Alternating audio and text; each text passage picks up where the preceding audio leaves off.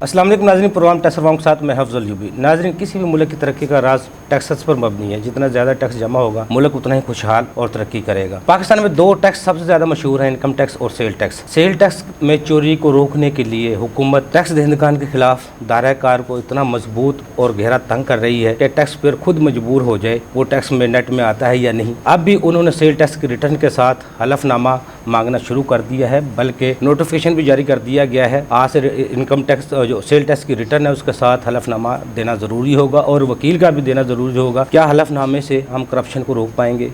क्या हलफनामे देने से हम टैक्स जो चोरी होता है सेल टैक्स में उसको रोक पाएंगे? इस पर आज हम गुफ्तगू करेंगे और गुफ्तगू करने के लिए मेरे साथ स्टूडियो में मौजूद हैं इंजीनियर खालिद उस्मान साहब, आप सीनियर नायब सदर हैं लाहौर चैम्बर ऑफ कॉमर्स के। उनके साथ मौजूद हैं नईम खान साहब, आप एडवोकेट हाई कोर्ट हैं, लीगल एडवाइज़र हैं BR के। उनके साथ मौजूद हैं मोहम्मद आसिफ राना साहब, आप एडवोकेट हाई कोर्ट हैं, इसी मेंबर हैं लाहौर टैक्स बार एसोसिएशन के। खालिद उस्मान साहब, सबसे पहले आपकी तरफ आऊँगा। सर, आपने देखे कुछ अरसे से हुकूमत ने और FBR ने जो मौजूदा टैक्स पेयर हैं उनके खिलाफ जो एक जंग का ऐलान किया है, गहरा तंग किया जा रहा है, कभी सेल टैक्स में कभी इनकम टैक्स में। आप क्या समझते हैं, ये वाकई हुकूमत की मजबूरी है या IMF का प्रेशर है? आप क्या समझते हैं? मैं ये समझता हूँ, देखिए ये तो ज़रूरी है ना कि आखिरकार टैक्स इकट्ठा हो। पाकिस्तान के अंदर ज़ाहिर है पाकिस्तान की ज़रूरियात ज़्यादा है, हमारे अखराजात ज़्यादा है, हमारे पास रेवेन्यू कम है, इसमें तो हमें कोई इनकार नहीं है। और जाहिर है हम ये भी समझते हैं कि गवर्नमेंट को अपना टैक्स बढ़ाना चाहिए, रेवेन्यू बढ़ाना चाहिए। लेकिन प्रॉब्लम ये है कि ये जो ब्यूरोक्रेसी है ना, मुझे ये लगता है कि जब ब्यूरोक्रेसी चाहती है ना कि लोग गवर्नमेंट के खिलाफ हो जाए और गवर्नमेंट के ऊपर जो है ना गवर्नमेंट की बिजनेस कम्युनिटी के साथ किसी तरीके से कोई एक आमने सामने ला के खड़ा कर दिया जाए, तो मेरा ख्याल है फिर इस तरह की चीजें वो हमने देखा कि तारीख में फिर सामने आना शुरू हो जाती हैं। देखिए एडमिनिस्ट्रेटिव कंट्रोल के जरिए से आप टैक्सेस को इकट्ठा करना एक लेवल तक ही हो सकता है। देखिए एक तरीका यह है कि बिजनेस कम्युनिटी जब भी मशवरा देते हैं गवर्नमेंट को, हम कहते हैं कि आप अपनी इकोनॉमी को बड़ा करें, इकोनॉमी को चलने दें, तो डेफिनेटली उसके साथ फिर आपके टैक्सेस के अंदर भी इजाफा होना शुरू होगा। अब इस वक्त हम सुकड़ रहे हैं, हम पहले ही स्ट्रेस के अंदर है, उसके अंदर आप इस तरह के एडमिनिस्ट्रेटिव जो मेजर्स लेंगे जो मैं ये समझता हूँ जस्टिफाइड नहीं है। मेरा ख्याल है कि हुकूमत में कोई कमेटी बनेगी और सामने बैठेंगे तो ये ब्यूरोक्रेसी इसको डिफेंड नहीं कर सकेगी। खालिद उस्मान साहब, पहले तो आपके पूरे पैनल को मुबारकबाद, आपने लाहौर चैम्बर का इलेक्शन विन किया, पूरी टीम ने क्लीन स्वीप किया। मैंने आपकी इलेक्शन कैंपेन भी देखी जिसमें टैक्सेस के मामला को उठाया गया, उजागर किया गया। SRO 350 पर भी बहुत सी बातें हुई। अब जो हलफनामा सेल टैक्स की रिटर्न है उसके साथ हलफनामा देना पड़ेगा, आप समझते हैं ये दुरुस्त इकदाम होगा हुकूमत? नहीं, देखिए मैं ये समझता हूँ कि इस फैसले ने बिला वजह बिजनेस कम्युनिटी के अंदर एक पैनिक क्रिएट कर दिया हुआ है। आज हम लाहौर चैम्बर के अंदर हमने कोई आप समझे कि सैकड़ों फ़ोन कॉल्स रिसीव किए हैं और लोग पैनिक के अंदर हैं क्योंकि किसी तरह से भी जस्टिफाइड नहीं है कि आप अपनी पूरी सप्लाई चेन की गारंटी कर दें। हम कोई इन्वेस्टिगेटिव एजेंसीज नहीं है, ठीक है ना, हमारे पास ऐसा कोई मैकेनिज्म नहीं है कि जिसके जरिए से हम बाकी जाहिर है जब हम किसी चीज को फाइल करते हैं तो जाहिर है बिजनेस वो उसकी रिस्पॉन्सिबिलिटी तो लेता ही है, हम उसकी रिस्पॉन्सिबिलिटी तो ले ही रहे होते हैं। लेकिन इस तरह के मरियज लेना, इससे ना तो टैक्स के अंदर कोई इजाफा होगा, बल्कि मैं समझता हूँ कि इसके वक्त ये पैनिक क्रिएट करेगा बिजनेस कम्युनिटी के अंदर, और इस पैनिक का ना तो हुकूमत को कोई फायदा होगा ना हम बिजनेस कम्युनिटी को कोई फायदा होगा। प्राइम मिनिस्टर पाकिस्तान को फौरी तौर पर इस बात का नोटिस लेना चाहिए और उनको चाहिए कि FBR के लोगों के साथ बिजनेस कम्युनिटी को बिठाएं, वो 5 मिनट में ये मसला समझ जाएंगे कि ये जो काम है बेसिकली ये ब्यूरोक्रेसी ने जस्टिफाइड नहीं है। पहली बार पाकिस्तान की तारीख में 64 लाख से ज्यादा गोशवारे जमा हुए इनकम टैक्स के, जिसमें 114 अरब 33 करोड़ रेवेन्यू भी पहली दफा इतना इकट्ठा किया गया। इसके बावजूद आप समझते हैं इतने टैक्स गोशवारे आने ये खौफ की वजह है या लोग अब वाकई अवेयरनेस आ गई है टैक्स नेट में आने की? देखिए अवेयरनेस जितनी भी हो, जाहिर है मैं ये समझता हूँ कि जाहिर है आपको अपना दायरा कार तो आखिरकार बढ़ाना ही,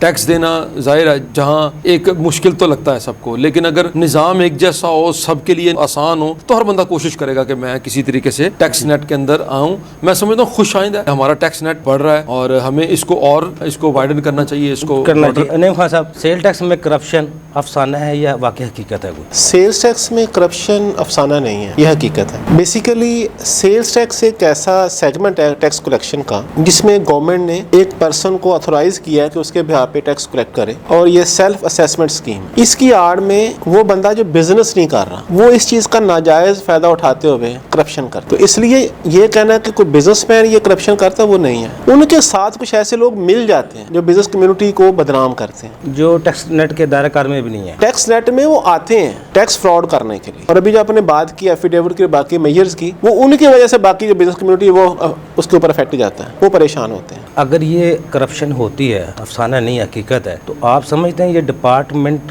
की मिली भगसी होती है या उनके बगैर होती है? तो ये साहब देखें, जो भी अथॉरिटी है अगर उसकी तरफ से कोई कनाइवेंस ना हो तो करप्शन हो नहीं सकती। उसकी रीजन ये है कि अगर FBR की हम बात कर रहे हैं तो वहां पे उन्होंने एक मखसूस एरिया एक स्पेसिफिक ऑफिसर को दिया हुआ है और उसे पता है कि मैंने कितनी रिटर्न्स को और कितने टैक्स पेयर को ऑब्जर्व करना है। अगर वो अपनी ड्यूटी को प्रॉपर परफॉर्म करता है तो हो ही नहीं सकता वहां पे टैक्स कलेक्शन ना हो, टैक्स की करप्शन हो जाए। इट मीन्स कि वहां पे कुछ ना कुछ रिलैक्सेशन है, नेग्लिजेंस कह लें, उनकी कनाइवेंस कह लें, उनकी तरफ से डेफिनेटली कुछ ना कुछ होता है और ये जो करप्ट लोग हैं ये टैक्स फ्रॉड में मुलव्वस हो जाते हैं। नईम खान साहब, अभी कुछ दिन पहले चेयरमैन FBR ने और वजीर खजाना साहब ने प्रेस कॉन्फ्रेंस की थी जिसमें बताया था सेल टैक्स में चोरी किस तरह होती है। रिटेल सेक्टर में 27 अरब की बताई गई थी, टेक्सटाइल में 23 अरब की जो चोरी होती है। मुख्तलिफ सेक्टर को उन्होंने बयान, उनको जो फिगर दिए हैं इतनी चोरी होता है, तो जब उनको ये फिगर का पता है तो फिर वो चोरी करने वाले को नहीं है पता चोरी कौन करता है। अयूब साहब देखें, आपने जो पहले बात की उसी को आपने सेकंड खुद ही कर दिया। डिपार्टमेंट के नॉलेज में होता है। उसकी रीजन क्या है सर? सेल्स टैक्स वैट है, वैल्यू एडेड टैक्स। हमारे मुल्क में जो इंडस्ट्री है उसका मैक्सिमम जो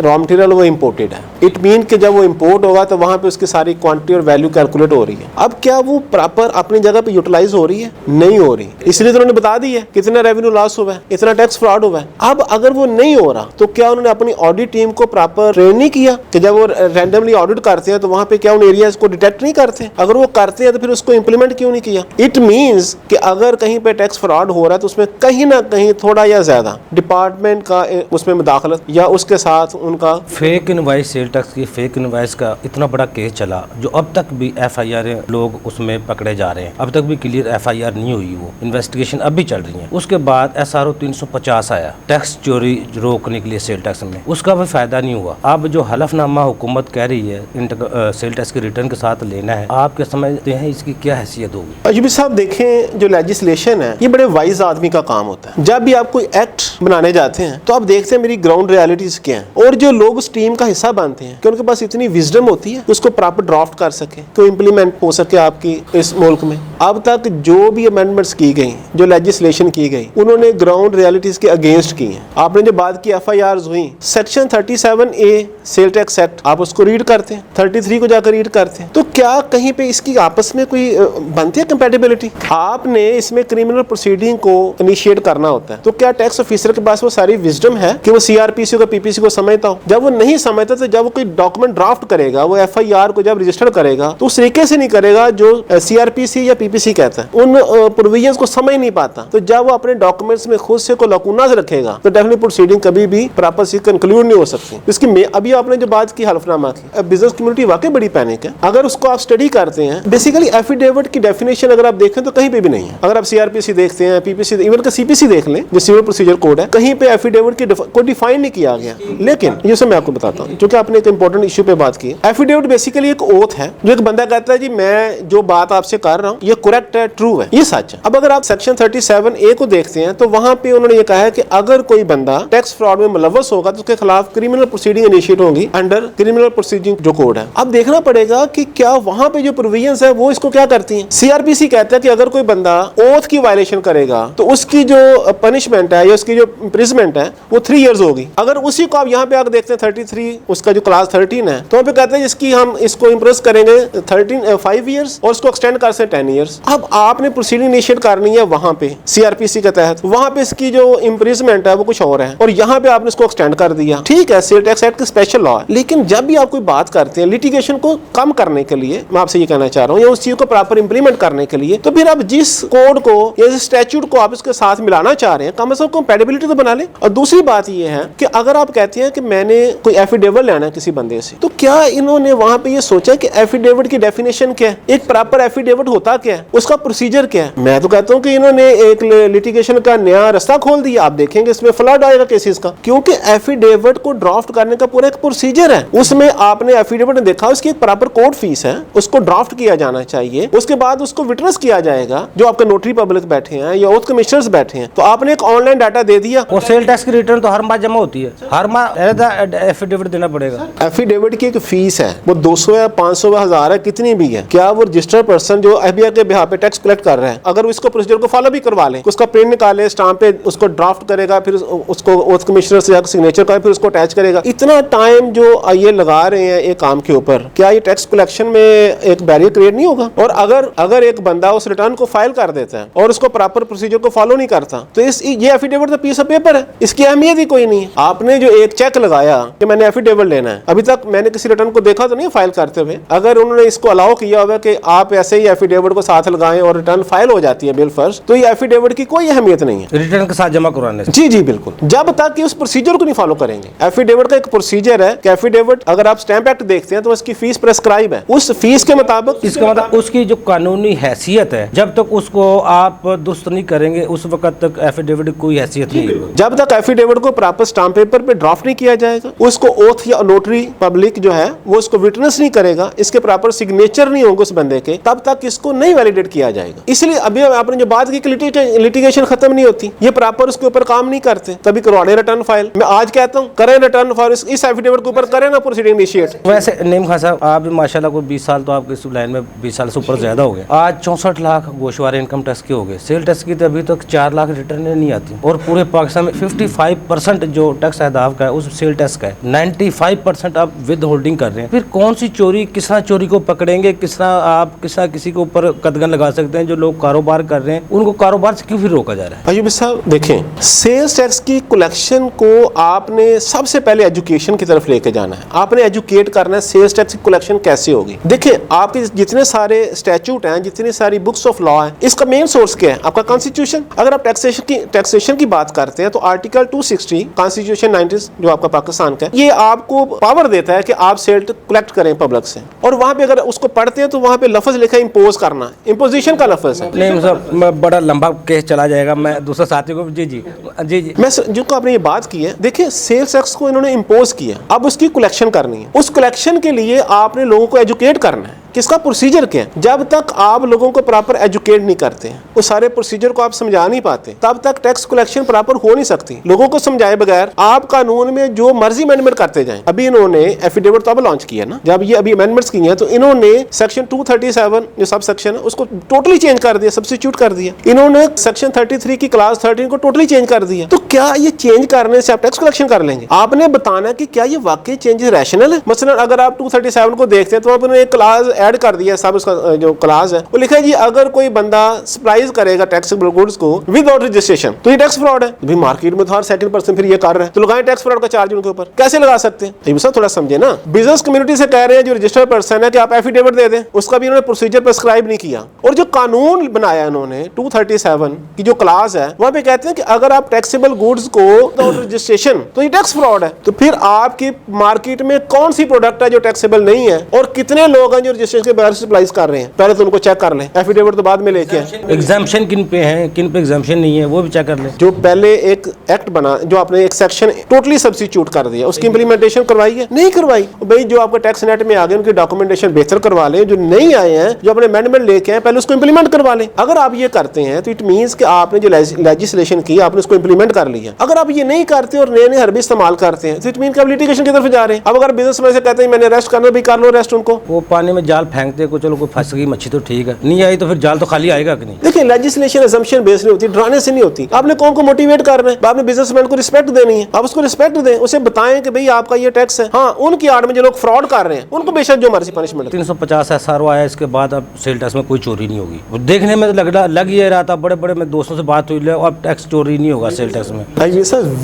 वीक डॉक्यूमेंटेशन, वीक लेजिस्लेशन है, ये अपनी प्रॉपर माजरत के साथ ये विजडम यूज नहीं करते। मैं दोबारा दूसरे सेशन में आपको लूंगा उसके क्या वजूहत हैं, टैक्स चोरी क्यों होता है। आसिफ राणा साहब, आप बताइए, जो हलफनामा अब हुकूमत कह रही है, बिहार कह रहा है हलफनामा अपना एफिडेविट दे सेल टैक्स के रिटर्न के साथ, और वकील भी साथ दे अपना एफिडेविट जो उसका काउंसिल है, अगर ये अमल शुरू हो जाता है तो आप क्या समझते हैं, ताजर बरादरी सड़कों पे आएगी या आप वकुला बरादरी सड़कों पे आएगी? अयूबी साहब, ऐसा है कि जो ये एफिडेविट इन्होंने इंसर्ट किया है इस मंथ की रिटर्न में, उसका ना तो कोई रूल में अमेंडमेंट है, ना ही कोई लेजिस्लेशन की गई है विदाउट एनी लीगल पोजीशन, उसको ना ऐड कर दिया गया है, रात को सोते हैं और सुबह उठ के जो मर्जी कर देते हैं, ये कोई लीगल ओपिनियन नहीं है उनका। ये हार्श अमेंडमेंट है। एफबीआर की अपनी सोच होती है कि आईएमएफ को डायरेक्शन देता है ये? नहीं, आईएमएफ की तो डायरेक्शन नहीं है, ये ब्यूरोक्रेसी की डायरेक्शन होती है। देखेंगे जब बंदा किसी काम को करने में या किसी इम्प्लीमेंटेशन में नाकाम हो जाता है तो फिर वो जो है ना गलत रास्ते चूज करता है। वो कहता है कि यार इस बंदे को इस रास्ते से रोक के इसको ना घेर के इधर ले आया जाए, मे बी कि हमें टैक्स कलेक्शन हो जाए। ये जो एफिडेविट इन्होंने दिया है इसमें 4 से 5 चीजें उन्होंने ऐड की हैं। एक तो वो कह रहे हैं जी हम जो सेल डिक्लेयर कर रहे हैं वो सप्रेस नहीं कर रहे, पूरी कर रहे हैं। तो पहले भी बिजनेसमैन तो अपना उसकी अंडरटेकिंग होती है, जो रिटर्न है वो उसकी अपनी अंडरटेकिंग है, वो डिक्लेयर कर रहा है, तो नई अंडरटेकिंग की जरूरत थी। दूसरी जो ऐड की उन्होंने चीज के फेक इनवॉइस नहीं है, तो कोई भी बिजनेसमैन अपने बिजनेस को खराब नहीं करेगा ना। पहले कर रहे हैं तो वो तो एक्चुअल परचेज करते हैं ना, वो कहाँ से फेक इनवॉइस लेंगे? जो फेक इनवॉइसेस इशू कर रहे हैं वो उनको पकड़े, इनके पास डाटा है, लोगों की रिटर्न्स फाइल हो जाती हैं, हैकर कर लेते हैं, वो जाके उधर दर हो जाते हैं, उनकी इम्प्लीमेंटेशन तो होती नहीं है। तो यहाँ पे आ गए हैं कि अंडरटेकिंग लेके तो हमें भी टैक्स कलेक्शन बढ़ा लें या फ्रॉड रोक लें, वो मुश्किल होगा। जो लोग फ्रॉड कर रहे हैं उस फ्रॉड में डिपार्टमेंटल इन्वॉल्वमेंट मिनिमम 40% है, बल्कि मैं तो कहूँगा 100% है। जब तक सिस्टम को लुक आफ्टर करने वाले, सिस्टम को चलाने वाले की इन्वॉल्वमेंट नहीं होगी उस वक्त तक टैक्स फ्रॉड नहीं हो सकता। ये सेल टैक्स में चोरी क्यों होती है? सेल टैक्स में चोरी तो कहीं भी नहीं हो रही। सेल टैक्स में चोरी जो फेक इनवॉइसेस वाले हैं, जैसा कि नईम खान साहब और उस्मान साहब ने भी कहा, जिन्होंने अरबों के रिफंड्स खाए हैं, जिन पर आज तक किसी का केस नहीं खुला और किसी के रिफंड खुल जाती है, वहाँ पिस्टल निकल आते हैं, तो फिर तो वो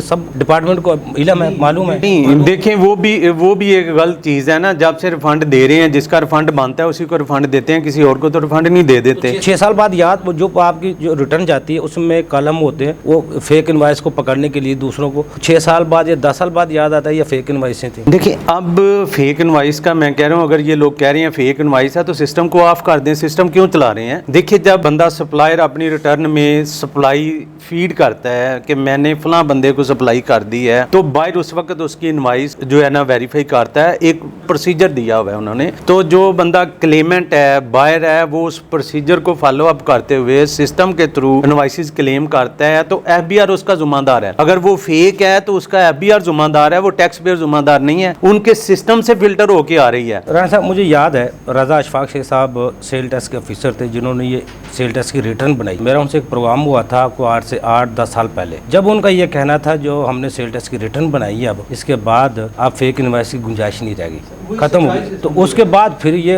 भांडा फूट गया, एफआईआर होगी फेक इनवॉइसों पे। देखिए, वो सिस्टम में मुझे एक दिन एक रिटर्न दिखा रहे थे, उसमें ना फिगर पड़ी नहीं जा रही थी, इतनी फिगर एक इनवॉइस की डाली गई, तो वो फेक फिगर थी। नहीं पता कैसे डली सिस्टम में। मेरी रिटर्न है, मैं उसमें अगर इनवॉइस फीड नहीं कर रहा हूँ, उसमें ऑटो ही कोई आप उठ के फीड कर सकते हैं, आपके पावर नहीं है। जब तक मुझे सप्लाई नहीं होगी, मेरा बायर मुझे फीड नहीं करेगा मेरे लिए इनवॉइस। फीडिंग अगर इनपुट आ रहा है रिटर्न में, तो वो किसकी जिम्मेदारी है उसको रोकना? वो कौन फेल हो रहे हैं? ये हलफनामे का आप समझते हैं ये नाकाम हो जाएगा? ये नाकाम हो जाएगा। हलफनामे से देखें, वो कह रहे हैं सीएफओज दें, एडवोकेट दें, सीएफओज कंपनी से निकल जाएंगे। वो कहेंगे हम क्यों जेलें काटें, बिजनेसमैन है ना, बिजनेस कर रहा है, तो हमें जेल जाने की क्या जरूरत है? तो लोग रिजाइन कर जाएंगे, फैक्ट्रियां बंद हो जाएंगी। अगर इन्होंने पहले भी 1-2 दफा कह चुका हूँ, जो इकोनॉमिक है ना, हमारा माशियात है या बिजनेस है, वो प्रोडक्ट है हमारी, फैक्ट्रीज को चलने दें। टैक्स जो है ना वो बाय प्रोडक्ट है। अगर फैक्ट्रीज और बिजनेस चलेंगे तो टैक्स की कलेक्शन होती रहेगी। अगर वो इतनी हार्श पॉलिसीज और हरासा करेंगे, ये इक्वल टू हरासमेंट है बिजनेसमैन को,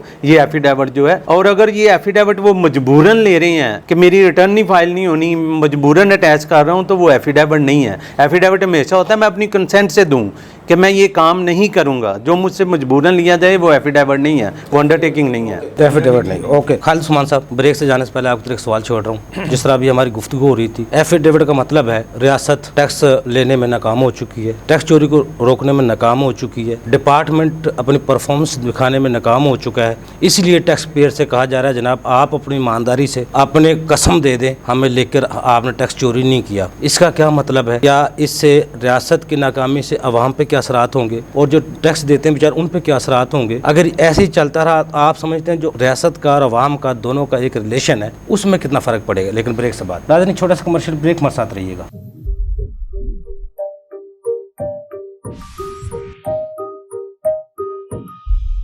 वेलकम बैक नाजरीन। जी खालिद उस्मान साहब। जी देखिए, आपने जो बात दुरुस्त की है, आपके सवाल के अंदर ही बेसिकली जवाब है। देखिए, जब इदारे फेल हो जाते हैं ना अपना काम करने में, अपनी जो फेलियर है ना बेसिकली उन्होंने किसी के ऊपर डालना हो, तो वो ये आसान तरीका लगता है। बिजनेस कम्युनिटी चूँकि आप समझे उसको पीसना या उसको दबाना ये सबसे आसान काम है पाकिस्तान के अंदर के, उसको दबा लिया जाए।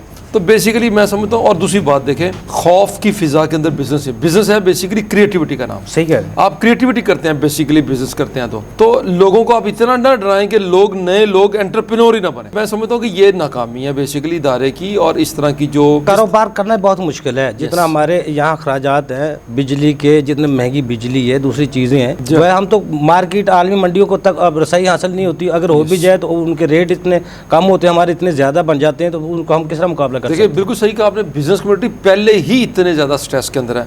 इलेक्ट्रिसिटी प्राइसेस हैं, कॉस्ट ऑफ डूइंग बिजनेस इतनी ज़्यादा बढ़ गई है कि बेसिकली आप बिजनेस चलाना आसान नहीं रहा।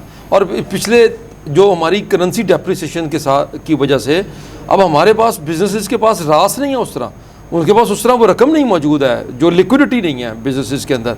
तो अब ऐसी सिचुएशन के अंदर एक और इस तरह का एडमिनिस्ट्रेटिव मैयर ले आना, जिसमें मेरे भाई ने बिल्कुल दुरुस्त कहा है कि CFOs तो कहेंगे जी फिर हम रिजाइन करके घर चले जाते हैं। मिसाल के तौर पर एक बंदा है किसी जगह पे जॉब कर रहा है, वो उसने जॉब की मुकम्मल की, रिजाइन किया, किसी और नौकरी पे चला गया, 2 साल बाद उसका केस आपने निकाल लिया, पकड़ लिया, तो पता लगा आपने उसको जाके वहां से गिरफ्तार करेंगे उसको। तो मेरा ख्याल है ये पैनिक क्रिएट नहीं करना चाहिए और हमें ऑटोमेशन के ऊपर जाना चाहिए, हमें टेक्नोलॉजी इन प्लेस करनी चाहिए। हमने ये सारी काम करके फिर वो जो ह्यूमन जो कांटेक्ट है उसको बढ़ा रहे हैं, जिसका नतीजा ये है कि हरासमेंट पैदा हो रही है। जैसे मैंने आपसे कहा कि देखिए आज हमें बेशुमार फ़ोन कॉल्स रिसीव हुई हैं चैम्बर में कि लोग पैनिक के अंदर हो गए कि कैसे रिटर्न भरेंगे, ठीक है ना, क्योंकि इसके लिए एक समझे कि एक बड़ा मसला क्रिएट हो गया। उस्मान साहब, वैसे चैम्बर्स हैं, स्टेक होल्डर तो असल में ये है हुकूमत के, पार्टनर तो ये हैं, क्योंकि हुकूमत को ताजिर बरादरी टैक्स देती है तो हुकूमत रियासत को चलाती है, उनके तनख्वाहें देती है, मुआशी निज़ाम, तालीम का निज़ाम, सेहत का निज़ाम इसके टैक्स के पैसे से चलता है। स्टेक होल्डर तो आप हैं कि आप स्टेक होल्डर होते हुए भी आपसे मुशावरत नहीं की जाती, रातों रात एसआरओ जारी हो जाता है, कोई नोटिफिकेशन जारी हो जाता है। ताजिर बरादरी सरापा एहतजाज होने के बजाय वो बयानात तक महदूद रहती है, तो क्या वजूहत है कि प्रोटेस्ट पे नहीं आती अपने हकूक के लिए? वकला बरादरी तो फिर भी बोलती है, लेकिन ताजिर बरादरी बहुत पीछे जा चुकी है। अब आपने दुरुस्त कहा, देखें बिजनेस कम्युनिटी बहुत वुलनरेबल होती है ना जी, उसको दबाना आसान होता है। लेकिन देखिए मैं आपने जो पहले सवाल किया ना, मैं उसकी तरफ वापस आऊंगा। देखिए मिसाल के तौर पर आप इस मुल्क की इकोनॉमी ठीक करना चाहते हैं, आप इस मुल्क के अंदर रेवेन्यू बढ़ाना चाहते हैं, इकोनॉमी का जो सबसे बुनियादी यूनिट है वो तो बिजनेसमैन। मिसाल के तौर पर क्या ये मुमकिन है कि बिजनेसमैन खुश ना हो, बिजनेसमैन नुकसान में जा रहा हो और इस मुल्क की इकोनॉमी तरक्की करने लग पड़े? क्या ऐसा कोई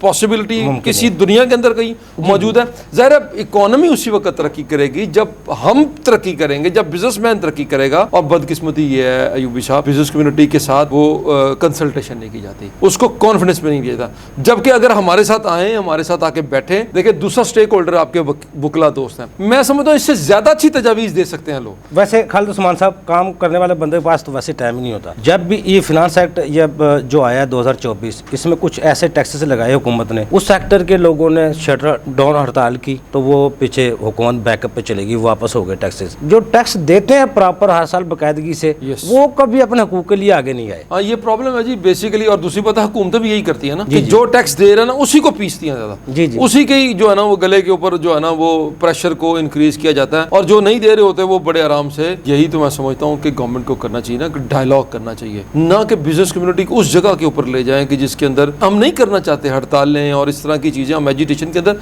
हम अपना बिजनेस करेंगे कि, लेकिन ऐसा भी नहीं होना चाहिए कि जाहिर है कि बिजनेस कम्युनिटी को बिल्कुल दीवार के साथ अगर आप लगा देंगे तो फिर मैं समझता हूँ निजाम इस मुल्क का, अब तो जो कोई एहतजाज भी करता है उस पर भी 7-8 लग जाता है। जाहिर है एहतजाज करने वालों को भी पकड़ लिया जाता है वैसे भी। लेकिन खालिद उस्मान साहब, जिस तरह टफ टाइम आता जा रहा है, जिस तरह हलफनामा आ गया और बहुत सी शरायत आने वाली हैं, चैम्बर की बहुत बड़ी जिम्मेदारी, किस तरह लेके चलेंगे सारे सिस्टम को? जी, ताजिर बरादरी की भी आवाज होगी, जिस तरह आप भी बता रहे हैं, कॉल्स आई हैं, अब किस तरह सेटअप को लेकर चले? हाँ जी, ये बहुत एक मैं समझता हूँ कि इसमें हुकूमत को हमारे साथ, देखिए सबसे हमसे भी ज्यादा बड़ी स्टेक होल्डर तो हुकूमत है अल्टीमेटली। तो ये जो सारा कुछ होगा आप हुकूमत से मनवा सकते हैं। जी हाँ। हुकूमत से मुतालबा, चैम्बर अगर आवाज उठाए हुकूमत से कुछ भी मनवा सकता है। स्टेक होल्डर तो असल में चैम्बर है। डेफिनेटली जी, देखिए लाहौर चैम्बर इस वक्त 40,000 मेंबर्स हैं जी जी। और अगर 40,000 बिजनेसेस जो हैं वो लाहौर चैम्बर के अंदर रजिस्टर्ड हैं। अगर मैं इसकी वेल्थ को और इसकी कंट्रीब्यूशन को पाकिस्तान की इकोनॉमी में इसका हिस्सा निकालूं तो ये एक बहुत बड़ा चंक है। बिल्कुल मैं सही समझता हूं इसमें कोई शुबा नहीं है, जाहिर है ये सबसे बड़ा इदारा है इस रीजन के अंदर बिजनेस कम्युनिटी का, और हम यकीनन हम आवाज़ भी उठा रहे हैं, हम गवर्नमेंट तक अपनी बात भी पहुंचाने की कोशिश कर रहे हैं। अभी एक और मसला भी आपको पता है कि पिछले 2-3 दिन से स्टॉक टेकिंग के नाम पर फैक्ट्रीज के अंदर छापे मारे जा रहे हैं, बिजनेस के ऊपर छापे मारे जा रहे हैं और उसके ऊपर भी FIRs वगैरह की जा रही हैं। तो मैं ये समझता हूँ कि हुकूमत को इमीडिएटली कंसल्टेशन के अंदर आना चाहिए, बिजनेस कम्युनिटी के साथ डायलॉग करना चाहिए, अदरवाइज ये पैनिक क्रिएट होगा और इससे बिजनेस को नुकसान होगा और अल्टीमेटली पाकिस्तान की इकोनॉमी। हमारे पास जो पहले फिगर आई थी वो 96 अरब का शॉर्टफॉल था, लेकिन 1-2 दिन में जो ज़राए की तरफ से जो खबर आ रही है वो 130 अरब का शॉर्टफॉल है, जिसके लिए मिनी बजट भी तैयार हो चुका है। आपसे जब मिनी बजट आएगा तो फिर ताजिर बरादरी लाहौर चैम्बर फिर क्या करेगा? हम क्या कर रहे हैं, हम गाय है ना दूध देती है तो वो एक लिमिटेड दूध देती है ना, तो आप उससे कितना का दूध निचोड़ लेंगे अल्टीमेटली गाय की। अब आप क्या कर रहे हैं, ये जो शॉर्टफॉल है ना, मतलब खून तो चूस लिया है वो टैक्स पेयर का, अब निकालना क्या है? इकोनॉमी चल नहीं रही, टैक्स आप बढ़ाना चाहते हैं जी जी। और आप इस दौरान वो इकोनॉमी का इंजन भी बंद, economy switch on switch off नहीं होती। हमारे business switch on switch off नहीं है कि आपने रात को स्विच ऑफ कर दिया, सुबह आपने स्विच ऑन किया तो वो चल पड़ेगा। जब एक दफा इकोनॉमी का स्विच ऑफ हो जाता है तो फिर उसको स्विच ऑन करना आसान नहीं होता। तो जब आप सुकड़ती हुई इकोनॉमी में जब आप इस तरह की सिचुएशन के अंदर टैक्स को बढ़ाने की कोशिश करेंगे फिर ये शॉर्टफॉल आएंगे, और जब आप शॉर्टफॉल को पूरा करने के लिए पैनिक होगा आपको, फिर आप इस तरह के फैसले करेंगे जैसे अभी आपने कहा जी CFO एफिडेविट दे, और मैं समझता हूँ कि ये अल्टीमेटली किसी के भी मुफाद। नईम खान साहब, अगर एफिडेविट अब वो कह रहे हैं जो नहीं देगा 10 साल की कैद होगी, आप कहो कि कितनी कैद है कानून के मुताबिक, क्या सजाएं हैं? क्योंकि साहब इसमें जो क्रिमिनल प्रोसीडिंग है बिल्कुल उसका एक छोटा सा जिक्र किया एक सेक्शन में 37A में कि अगर कोई टैक्स फ्रॉड करेगा तो उसके वहाँ बेसिकली ऑफिसर का डेजिग्नेशन जो है ना वो डिफाइन किया गया है कि ये FIR रजिस्टर कर सकता है। उसके लिए जो सेक्शन 33 है पेनल्टी का सेक्शन, वहाँ पे उन्होंने कहा है कि ये जो इसकी सज़ा है 10 साल की, ये केस जाएगा स्पेशल मजिस्ट्रेट की कोर्ट में और वो इसको 5 साल या उसको एक्सटेंड कर सकता है 10 साल तक। वो उस बंदा कारोबार तो बेड़ा गर्क हो गया जिसने 10 साल के लिए अंदर जाना है। ये सब मैं शेयर करता हूँ। बेसिकली अगर आप सारी ड्राफ्टिंग को देखते हैं तो मैं समझता हूँ ये पूरा ड्राफ्टिंग है। वहाँ पे लिखा है इंटेंशन का लफ्ज़ और साथ ही लिखा है कि इस इंटेंशन को जो साबित करेगा वो टैक्स पेयर करेगा। साबित भी टैक्स पेयर ने करना है, करप्शन भी उसने करनी है, टैक्स चोरी भी उसने करना है, साबित भी उसने करना है। तो इसके एग्जांपल ऐसे ही है यूबी साहब, आपने मुझे कह दिया कि नईम साहब जब आप जाएंगे तो आपने रैश ड्राइविंग करनी है तो मैं कहूँगा यूबी साहब आपको कैसे पता चला? उन्होंने कहा आपकी इंटेंशन आप साबित करें कि आपने रैश ड्राइविंग नहीं करनी। मुझे बताएं ये कोई लेजिस्लेशन है? हमेशा आप एक स्ट्रॉन्ग फैक्ट्स पे बात करते हैं। भाई आपने एक डिज़ाइन किया, जैसे मैंने पहले शेयर किया आपके साथ। सर यूबी साहब मैं थोड़ा सा, चूँकि ये सारे सेक्शंस को मिला के पढ़ा जाए तो फिर समझ आती है बात। आपने कहा कि टैक्स फ्रॉड को डिफाइन कर दिया गया, सारी उसने डेफिनेशन को सब्स्टिट्यूट कर दिया गया। अच्छा, वहाँ पे उन्होंने अब अगर आप 33 की क्लास 13 को पढ़ते हैं तो उसकी जो पेनल्टीज है ना वो 237 के साथ मिलती हैं। इसमें जो सारे टैक्स फ्रॉड की क्लासेस डाली हैं, अगर वहाँ के वायलेशन करेगा कोई बंदा तो फिर 33 इन्वोक हो जाएगा। अब वहाँ पे कहा गया कि अगर कोई बंदा सप्रेशन ऑफ सेल्स, जो भी अपने एफिडेविट की बात की, तकरीबन वही से चीजें उठा के यहाँ पे रख दी उन्होंने। इट मीन्स कि ऑलरेडी अगर कोई बंदा टैक्स फ्रॉड करेगा तो उसकी पनिशमेंट वहाँ पे डिफाइन कर दी गई है। अब एक एडिशनल जो डॉक्यूमेंट वहाँ पे डाला गया कि भाई आप एफिडेविट देंगे, इसका मतलब आप चीज को रिपीट कर रहे हैं। क्या जरूरत थी चीजों को रिपीट करने की? मेरे दोनों दोस्तों ने ये बार बार रिपीट किया यहाँ पे कि भाई ये गवर्नमेंट की अपनी कम अकली है, या उनका अपना जो उसके ऊपर कंट्रोल है, फेलियर है, वो वीक हो गया है। अब बात ये है कि जो सारे दोस्तों ने कहा कि अगर रजिस्टर्ड पर्संस की तादाद बढ़ती जा रही है, वो टैक्स नेट में आ गए, उन्हें पता है कि मैंने इस एक्ट को फॉलो करना है, और आपने वहाँ पे अमेंडमेंट कर दी कि जो बंदा टैक्स नेट में नहीं आएगा हम उसको भी टैक्स फ्रॉड ही समझेंगे। तो क्यों नहीं ऑफिसर्स को नई असाइनमेंट दी गई कि भाई आप उनके पीछे जाएं, वहाँ से टैक्स कलेक्शन करके इसको बढ़ाएं, टैक्स कलेक्शन को बढ़ाएं, ना कि उन लोगों की तरफ जाएं जो आरई टैक्स पे कर रहे हैं। इसका मतलब है कि आपने टैक्स ऑफिसर को भी एक क्वेश्चन मार्क लगा दिया कि वो नए बंदों का अनर्थ ही नहीं कर सकते, वो इस कानून को नए तरीके से इंप्लीमेंट ही नहीं करवा सकते। ये तो बड़ा आसान काम है ना यूबी साहब कि भाई एक बंदा रजिस्टर्ड, उसका नाम मुझे पता है कि फलां एबीसी साहब उनकी फलां जगह पे ऑफिस है, शॉप है, उसको मैं कोई रिटर्न फाइल करे नहीं कि उसको पकड़ के ले आओ। भाई वो तो खुद आपके पास आ गया कि आपके बिहाफ में मैं टैक्स कलेक्ट करूंगा। अब जो बंदा आपके पास जो 3 लाख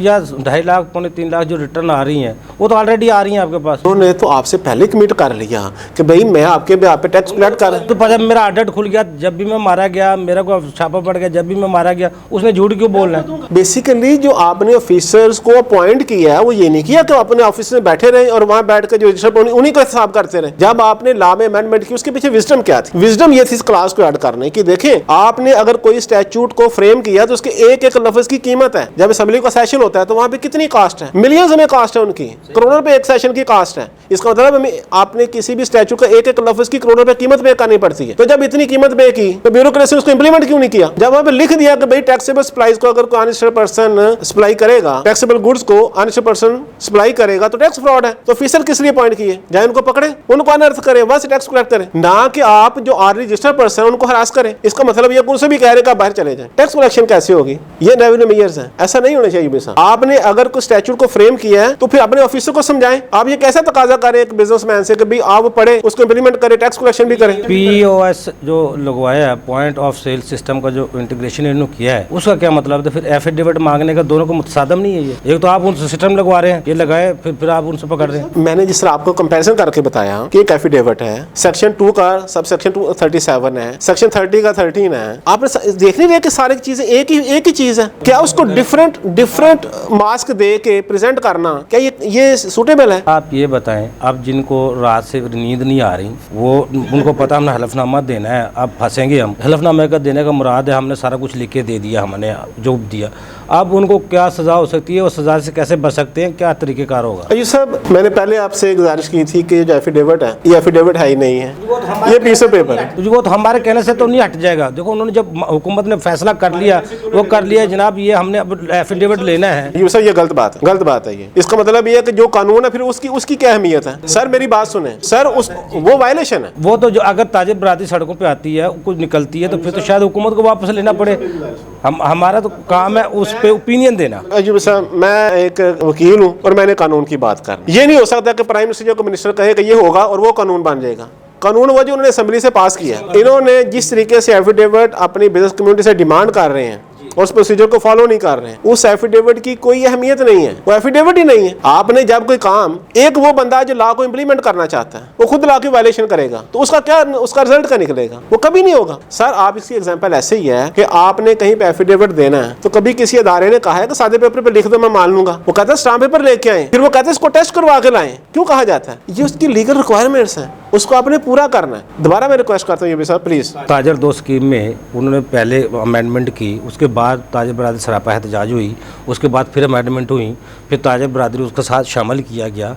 तो इसमें भी तो हो सकता है ना? बिल्कुल ये भी साहब, जो बार बार रिपीट कर सारी चीजें, शुक्र आपने उसी पॉइंट पे आए हैं, आप उसी पॉइंट पे आए। मेरी ख्वाहिश ये है कि सर देखें, आपने बिजनेस कम्युनिटी को हमेशा ऑन बोर्ड रखना होता है। उसके बगैर मुमकिन नहीं है। अगर कारोबार करेगा कोई तो आपके पास रेवेन्यू आएगा। एक बंदा बिजनेस कर रहा है, आप उसको बुलाते हैं, उसे पूछते हैं कि सर आप इस इकोनॉमी में आपका एक बहुत बड़ा शेयर है, बड़ा रोल प्ले कर रहे हैं, आप हमें बताएं अगर हम ऐसा करें तो आपके लिए क्या बेहतर है? तो मेरा ख्याल है कि हर रजिस्टर्ड पर्सन यही कहेगा कि सर जो बंदे टैक्स पे नहीं कर रहे उनको पकड़े, उनको पकड़ कर रजिस्टर करें। चैम्बर में कोई बंदा रजिस्टर नहीं हो सकता जब तक वो NTN होल्डर न हो, अपने इनकम टैक्स के रिटर्न जमा नहीं करवाता हो। इसका मतलब है कि जो LCCI के एग्जेक्टिव्स हैं, जो वहाँ पे रजीम बैठी हुई है, वो गवर्नमेंट के साथ मिलके इस रोल में इंपॉर्टेंट रोल प्ले करेगी टैक्स कलेक्शन में। तो गवर्नमेंट ने फिर इनको ऑन बोर्ड क्यों नहीं लिया? इनसे क्यों नहीं पूछा? इनको बताते कि सर हमने ये अमेंडमेंट की है, चाहे इन्हें पूछे बगैर कर लें, चले जब हो गई हैं तो सर आप हमारे साथ मिल जाएं, टैक्स कलेक्शन में हमारी हेल्प करें। जिस ऐलान किया गया जब पास करवाने के लिए वजीर कानून के पास मसवदा उसका नहीं था, वो तरमीम है क्या है, वो तो बाद में कुछ हुआ है, तो फिर तो अलमियत है यही होगा ना। फिर जब जो किसी को पता ही नहीं है आ गया, जब तक मसवदा नहीं पड़ेगा,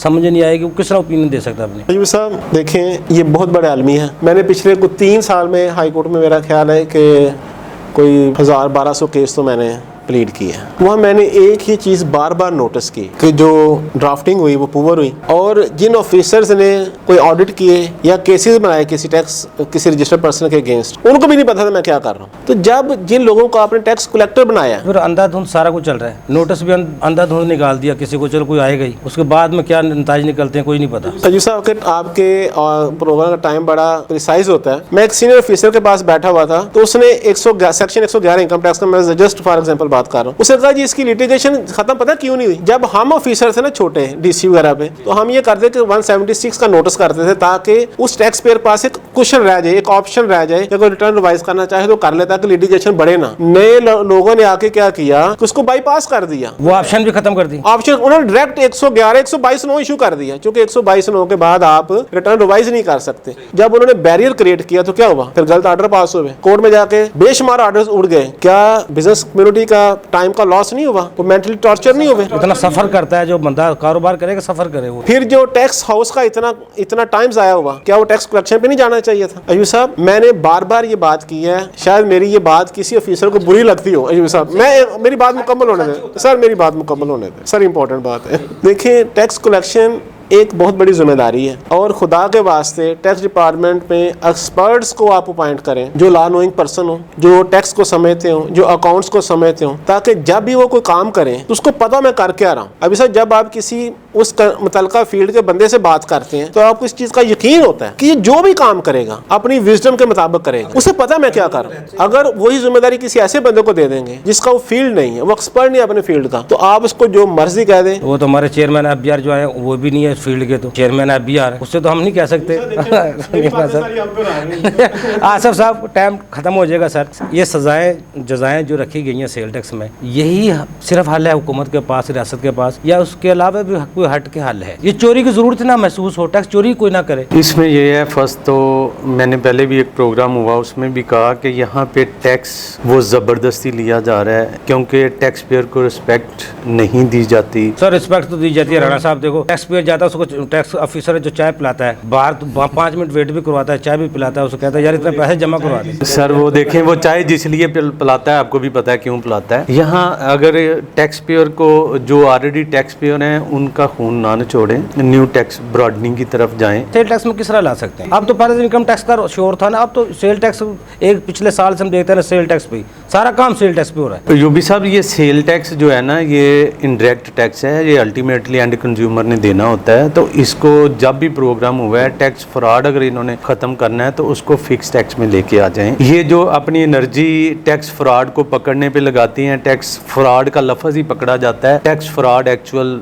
जो रेवेन्यू है वो नहीं पकड़ा जाता, क्योंकि उसमें इन्वॉल्वमेंट जो है ना वो डिपार्टमेंट की काफ़ी होती है। एक्चुअल ये सूरत हाल है। उसके अलावा अगर इन्होंने इसको रोकना है तो उसका एक ही हल है कि इनपुट की एडजस्टमेंट ख़त्म कर दें, उसको फाइनल टैक्स में ले आएँ कि जो बंदा सप्लाई करे। देखिए हमारे जो टेक्सटाइल सेक्टर है ना, उसका जिनिंग है, वीविंग है, 5 से 6 है ना जो सेक्टर हैं, तो इनकी नेट कलेक्शन क्या है 4 से 5%। तो अगर 5 सेक्टर टेक्सटाइल के हैं, हर स्टेप से वो 3% भी लें तो कहाँ चला जाएगा 15% पे। तो इनपुट की एडजस्टमेंट तो है नहीं, विद होल्डिंग एजेंट बनाने की बजाय उसे टैक्स पेयर बनाएं कि वो खुद टैक्स पे करे। विद होल्डिंग टैक्स जब बनाएंगे तो विद होल्डिंग एजेंट जो है वो कैसे चेक कर सकता है कि जो बंदा उसको सप्लाई दे रहा है वो ठीक है या नहीं ठीक है। और फिर ये कह रहे हैं उससे 6 टाइम पीछे जाना है सप्लाई चेन में ना। सेक्शन 2 का सेक्शन 2 के सब सेक्शन 33A है कि सप्लाई चेन है। तो सप्लाई चेन ऐसी तो कोई पैमाना नहीं है, कोई मेजरमेंट नहीं है बिजनेसमैन के पास कि वो चेक कर ले। दूसरा ये जो इन्होंने एफिडेविट दिया ना यूबी साहब, ये एफिडेविट